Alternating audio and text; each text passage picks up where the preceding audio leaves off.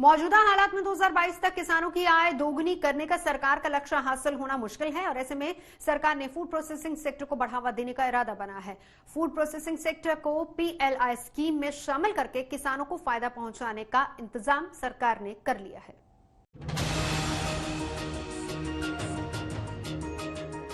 Food processing sector को सरकार के फैसले से बड़ी राहत मिली है। अब फूड प्रोसेसिंग सेक्टर को उत्पादन आधारित प्रोत्साहन यानी पीएलआई योजना में शामिल कर लिया गया है। सरकार ने फूड प्रोसेसिंग सेक्टर के लिए पीएलआई के तहत 10,900 करोड़ रुपए की मंजूरी दी है। इस कदम से 2.5 लाख लोगों को रोजगार मिलेगा और निर्यात में इजाफा होगा। प्रधानमंत्री नरेंद्र मोदी की अध्यक्षता में केंद्रीय मंत्रिमंडल ने इस योजना को मंजूरी दी। सरकार का दावा है कि इस कदम से किसानों को बड़ा फायदा मिलेगा।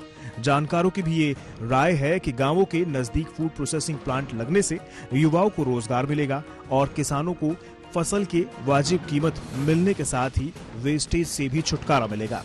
किसानों के जो विकल्प आज के दिन उनके पास मौजूद है, जो ऑप्शंस हैं, उसको पूरी तरीके से बरकरार रखते हुए क्या हम कोई और विकल्प दे सकते हैं जिससे किसानों का आमदनी भी बढ़े, रोजगार के अवसर भी बढ़े, विशेष तौर पे निवेश हो किसानी क्षेत्र में और आगे किसानी प्रोडक्ट्स को जो उपज है उसको प्रोसेस करके वैल्यू एडिशन बना के देश और विदेशी मार्केटों में इसका डिमांड बढ़ने में हम योगदान दे सके। बजट में सरकार ने 12 से 13 क्षेत्रों के लिए पीएलआई योजना लाने की बात कही थी। 6 क्षेत्रों के लिए पहले ही पीएलआई का ऐलान किया जा चुका है। अब फूड प्रोसेसिंग सेक्टर में पीएलआई के आने से ग्राहकों और किसानों को फायदा मिलने का दावा सरकार कर रही है। जानकारों का भी मानना है कि ये कदम कारोबार और रोजगार को बढ़ाने में मददगार होगा। आज फूड प्रोसेसिंग इंडस्ट्री के लिए पीएलआई की घोषणा हुई। मूल मुद्दा यह है कि भारत का खाद्य संस्कृति भी बहुत रिच है, लेकिन भारत का ब्रांड बिल्ड नहीं हुआ है। उसके साथ साथ एक रोजगार की नई संभावनाएं बहुत तैयार हो।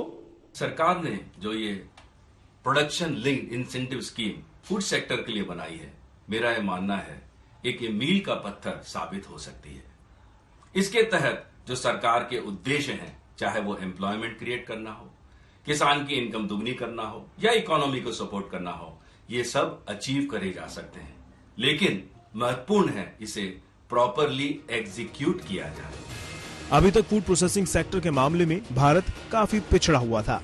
स्टोरेज और रखरखाव का खराब इंफ्रा भी इसकी तरक्की में ब्रेकर बना हुआ था। लेकिन अब पीएलआई स्कीम के सहारे विदेशी निवेश आएगा, जिससे फूड प्रोसेसिंग के लिए शानदार तकनीक आएगी और इस सेक्टर की कायापलट हो जाएगी, जिससे फायदा आखिरकार किसानों को ही मिलेगा। मेरा ये सुझाव रहेगा, प्रॉपर एग्जीक्यूशन के लिए एक प्रोफेशनल्स की टीम बनाएं विद रिस्पॉन्सिबिलिटी एंड अकाउंटेबिलिटी और उसके तहत उन्हें quarterly targets versus actuals present करे जाएं पब्लिक को, देश की जनता को। और यदि ये किया जाएगा तो मेरे समझ से देश का ही विकास नहीं पर देश एक अलग राह पे चल सकता है। हालांकि पीएलआई का फायदा टारगेट पूरा करने पर ही मिलता है। ऐसे में विदेशी निवेश आकर्षित करने से ही काम नहीं होगा, देश में भी मंजूरियों और सुविधाओं में इजाफा करना होगा। ब्यूरो रिपोर्ट, आज तक। भारतीय चीनी की मिठास के आगे भारत और पाकिस्तान के कारोबारी रिश्ते फिर से जुड़ने के लिए तैयार हैं। पाकिस्तान ने रमजान में अपने नागरिकों को सस्ती चीनी मुहैया कराने के लिए भारत से चीन के आयात को मंजूरी दे दी है। 2 साल से पाकिस्तान दूसरे देशों से महंगी चीनी खरीदने के लिए मजबूर था। भारत के साथ बिगड़े कारोबारी रिश्ते सुधारने के लिए पाकिस्तान ने बड़ा कदम उठाया है। पड़ोसी मुल्क ने अपने निजी सेक्टर को भारत से चीनी, कपास और धागों के इंपोर्ट की मंजूरी दी है। इन सामानों के आयात पर पाकिस्तान ने 2 साल से बैन लगाया हुआ था। पाकिस्तान सरकार के फैसले के मुताबिक प्राइवेट सेक्टर भारत से 5 लाख टन सफेद चीनी आयात कर सकेगा। जून के आखिर तक भारत से कपास का आयात भी शुरू करने की मंजूरी दी गई है। पाकिस्तान ने अगस्त 2019 में जम्मू कश्मीर से आर्टिकल 370 हटाने के विरोध में भारत से सभी कारोबारी रिश्ते तोड़ते हुए आयात पर रोक लगा दी थी। हाल ही में जिस तरह से दोनों देशों के प्रधानमंत्रियों के दरमियान पत्राचार हुआ, उससे भी दोनों मुल्कों के रिश्तों पर जमी बर्फ पिघली है। पाकिस्तान ने दोबारा ये ट्रेड शुरू करने की बातचीत कही है, विशेषकर कॉटन और शुगर में। भारत और पाकिस्तान के बीच में व्यापार इतना बड़ा नहीं है।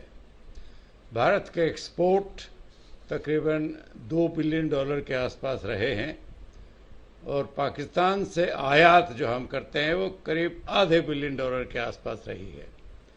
और ये आयात निर्यात भी दोनों देशों के बीच में जो पॉलिटिकल इक्वेशन बदलती रहती है तो ट्रेड पर भी उसका असर पड़ता है।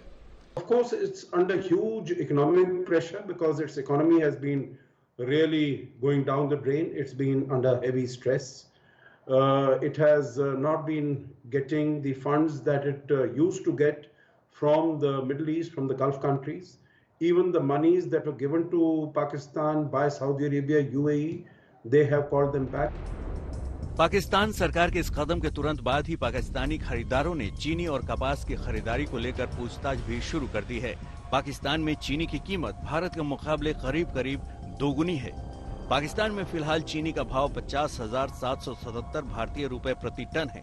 वहीं भारत की चीनी पाकिस्तान में ढुलाई खर्च के बगैर करीब 30,000 रुपए प्रति टन के भाव पर मिल रही है। भारतीय कपास भी पाकिस्तान को दूसरे मुल्कों से 5% तक सस्ता पड़ेगा। ऐसे में भारत के अलावा किसी और देश से चीनी लेने पर पाकिस्तान को बड़ी रकम खर्च करनी पड़ रही थी।